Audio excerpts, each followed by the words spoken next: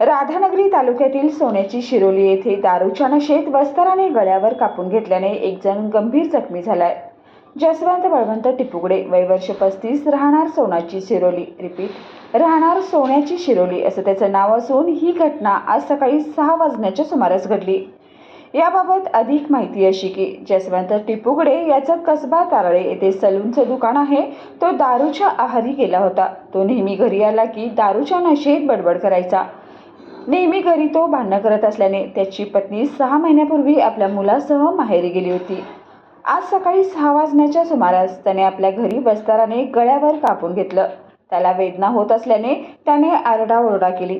ही घटना शेजारच्यांना कळताच त्यांनी त्याच्या घरामध्ये धाव घेतली असता तो रक्तबंबाळ अवस्थेत पडलेला दिसला। लगेच त्यांनी त्याला उपचारासाठी राधानगरी येथील ग्रामीण रुग्णालयात दाखल केले होते। त्यानंतर त्याला पुढील उपचारासाठी कोल्हापूरच्या शासकीय रुग्णालयात पाठवण्यात आले। त्याच्या गळ्यावर शस्त्रक्रिया करण्यात आली आहे। या घटनेची नोंद CPR पोलीस चौकीत झाली आहे।